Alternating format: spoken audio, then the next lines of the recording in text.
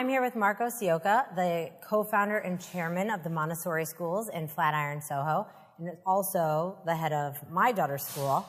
Do you accept Bitcoin? We do. We do. As of this past summer, we made the decision to accept, at the moment, Bitcoin and Ethereum. And how did you make that decision? I'd been sort of following the space for a few years. Just really noticed that a lot of forward-thinking businesses were starting to accept it. The more I looked into it in terms of ease of payment, low fees, speed of the transactions, and I went to a couple of the conferences and spoke to some of the developers to kind of learn the upside and obviously the negatives of accepting it. You know, it sounded like something that really fit with our philosophy at the school.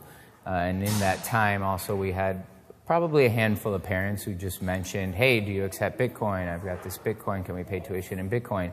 So all those things kind of put together led us to, meet as an administration and decide whether or not to do it. Do you use a third-party system? We do. We have a merchant account with one of the bigger exchanges here in the US.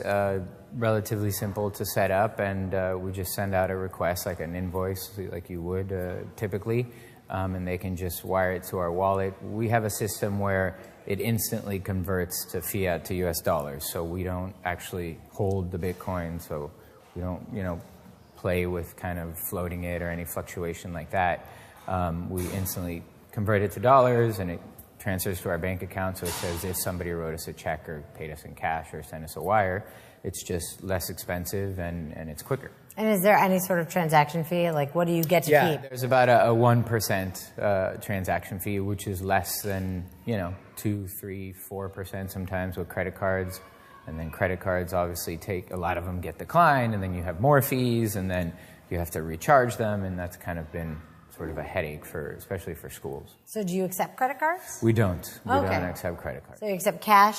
Cash, check, wires, and Bitcoin. And to me, originally, you accepting Bitcoin seemed like a bit of a novelty, and I have come around completely on that side. But did anybody actually end up paying in Bitcoin? Yes, we had about a handful of parents that paid in Bitcoin. Among them were some parents who actually, their businesses are based on blockchain, so it was something they were readily familiar with. Other parents that are in the space as their, career go to the school as well. So it's definitely something that our parent body understood. There were obviously those that were like, what is this? And, it was quite easy to explain to them.